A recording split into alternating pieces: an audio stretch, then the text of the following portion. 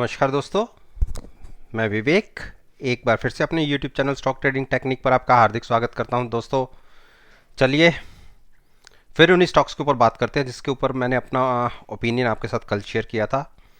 UltraTech cement, अगर उसकी बात करें तो आज के दिन में एक नीचे से एक अच्छी बाइंग देखने को मिली और क्लोजिंग तकरीबन हाई पर आई।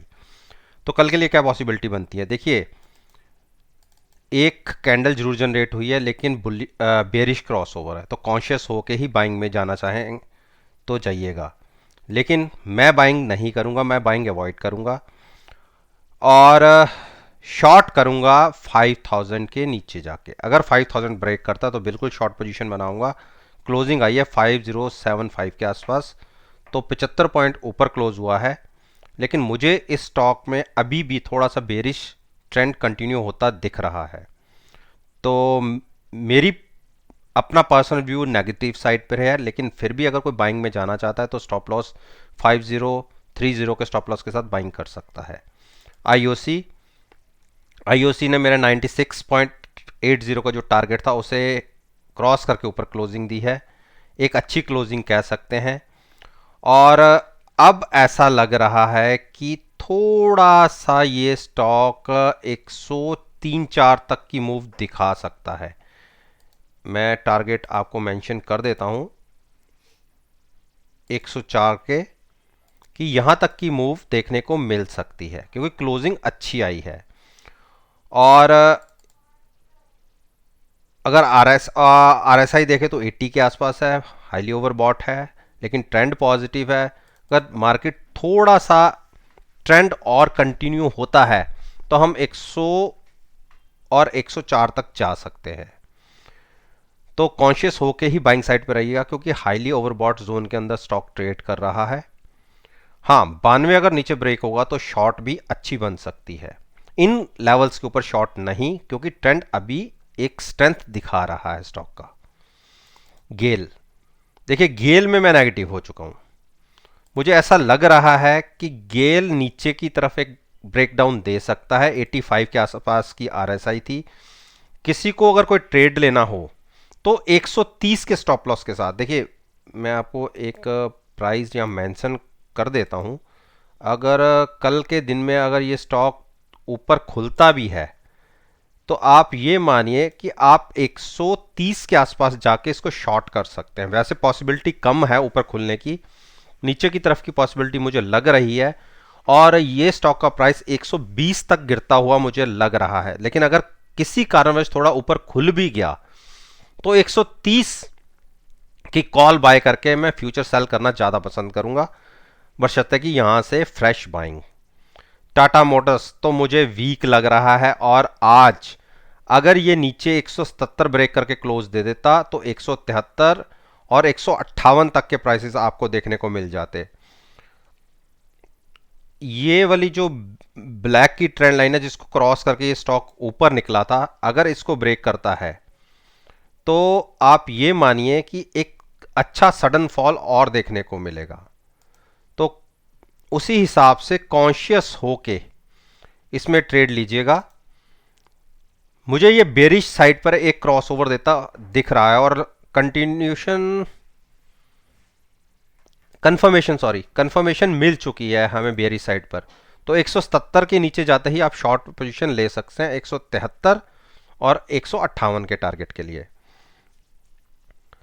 अब बात करें यूपीएल में मैंने देखिए आपको कहा था कि इस स्टॉक से भी दूर रहिएगा क्योंकि इसकी मैनेजमेंट में कुछ गड़बड़ियों की खबरें आ रही हैं। तो ऐसे स्टॉक को फिलहाल ट्रेड ना करें तो ज़्यादा अच्छा है क्योंकि हाथ जलने का खतरा ज़्यादा रहता है। हीरो मोटोकॉर्प ने एक बेरिश साइड का सिग्नल दिया था कल के दिन में, तो एक इसने 3170 के आसपास की क्लोजिंग दिखाई थी। आज देखिए ऊपर खुला जरूर 3200 के आसपास, 3200 के और वहां से एक डिक्लाइन देखने को मिली और क्लोजिंग मिली 3114 के आसपास। तो आप ये तो मानिए एक बेरिश क्रॉसओवर होता दिख रहा है। आप ये देखिए बेरिश क्रॉसओवर होता दिख रहा है, और मोस्ट प्रॉब्ली हमें कल कंफर्मेशन भी मिल जाएगी।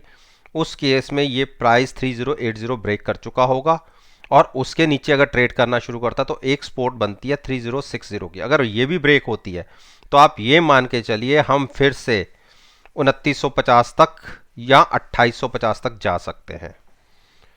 तो कॉन्शियस होके ही ट्रेड लीजिएगा, हैजिंग के साथ ट्रेड लीजिएगा। नेकेड कोई भी पोजीशन मत क्रिएट करिएगा, चाहे वो बेयरिश साइड पर हो या बुलिश साइड पर हो। आपको पता होना चाहिए कि आपका लॉस का घर कितना है। इन स्ट्रेटजीज के अंदर आप ये मानिए कि आपको मिनिमम रिस्क और मैक्सिमम रिवॉर्ड की स्ट्रेटजी मिलती है। टाइटन, देखिए टाइटन एक बहुत अच्छा ब्रेकआउट दिया है। आप ये देखिए पिछले 7 दिन से लगातार इसका स्टॉक इस ट्रेंड लाइन को छू रहा था। आज देखिए जहां खुले थोड़ा सा नीचे आए, लेकिन इस ट्रेंड लाइन के आसपास इसको छुआ नहीं और वहां से एक हायर साइड 1470 दिखाया और क्लोजिंग मिली 1460-62 की। तो बहुत अच्छी देखने को मिला। तो अब आप 1445 के स्टॉप लॉस के बाइंग में बैठ सकते हैं। टारगेट मिनिमम मैं मान के चलता हूं कि 1500 एक बार दिखना चाहिए। तो 20 पॉइंट के स्टॉप लॉस के साथ आप बाइंग में बैठ सकते हैं। शॉर्ट अभी अवॉइड कीजिए। हाँ, मानता हूं कि आरएसआई 75 के आसपास है, लेकिन कई स्टॉक्स की आरएसआई 75 के आसपास ट्रेड कर रही है। टीसीएस ने एक देखिए लगातार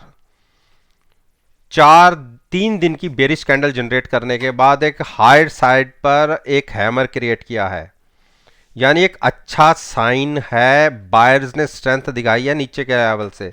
2760 से क्लोजिंग मिली 2800 की, लेकिन हैमर क्रिएट हुआ। आप इसके कलर में बच जाइएगा, अच्छी क्लोजिंग है।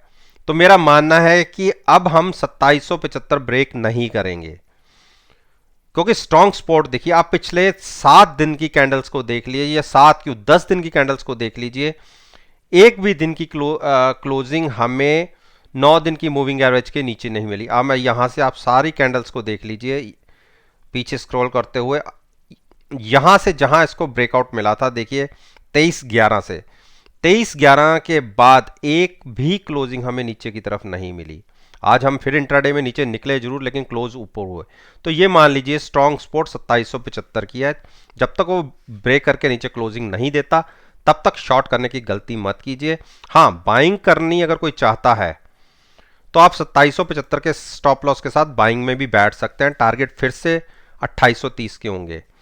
मारुति, देखिए मारुति मुझे बेरिश होता दिख रहा है। जैसे आज कैंडल फॉर्मेशन हुई है, अभी देखिए बेरिश हुआ नहीं है, लेकिन होता दिख रहा है।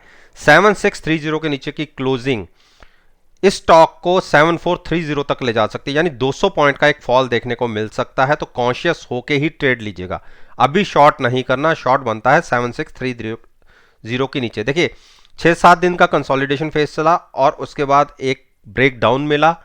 ऑटो सेक्टर में अच्छा खासा डाउनसाइड देखी गई, ये भी अछूता नहीं रहा, लेकिन अपने सपोर्ट को ब्रेक नहीं किया इसने। ये एक अच्छा साइन है।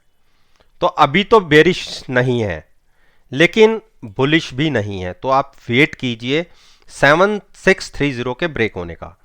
ब्रिटेनिया, देखिए ब्रिटेनिया में जैसे मैंने कहा था 3770 के ऊपर क्लोजिंग मिलने पर हम फर्दर तकरीबन 200 पॉइंट, 200 नहीं तो 140-50 पॉइंट की एक रैली दिखाते। इंट्राडे में हम पिछले 2 दिन लगातार क्रॉस किया हमने, लेकिन क्लोजिंग हमें 370 के ऊपर नहीं मिली। आज की क्लोजिंग हम ये कह सकते हैं कि 3770 के बिल्कुल प्राइस के ऊपर आई है, लेकिन उसके ऊपर की क्लोजिंग का मतलब होता है कि 10-15 रुपए ऊपर जाके हमें क्लोजिंग मिले। अगर वो क्लोजिंग हमें कल के सेशन में मिल जाती हैं तो आप एक बड़ा ब्रेकआउट देखने को मिलेगा, जो इसके प्राइस को 3900 तक ले जा सकता है। तो अभी शॉर्ट करने की तो गलती मत कीजिएगा। आरएसआई में भी अच्छी गुंजाइश बची हुई है और बुलिश क्रॉसओवर भी है, तो बिल्कुल बाइंग कर सकते हैं। अगर कल के दिन में गैप अप ओपन होता है और ऊपर ही ट्रेड करता रहता है तो 3770 के स्टॉप लॉस के साथ आप बाइंग में बैठ सकते हैं। तो दोस्तों, मैंने निफ्टी इंडेक्स के अच्छी वेटेज रखने वाले स्टॉक्स के ऊपर अपना ओपिनियन आपके साथ शेयर किया है और मेरा मानना है कि अगर कल के ट्रेडिंग सेशन को मेरी वीडियो के साथ एनालाइज करेंगे तो आपको बहुत अच्छे पॉजिटिव रिजल्ट्स देखने को मिलेंगे। वीडियो अच्छी लगी हो तो लाइक जरूर कीजिए, शेयर कीजिए और मेरे यूट्यूब चैनल को सब्सक्राइब करना मत भूलिएगा। इस बात के साथ मैं आपसे विदा लेता हूं और एक नई वीडियो के साथ फिर से आपके सामने आऊंगा। तब तक के लिए धन्यवाद। Take care and have a nice day.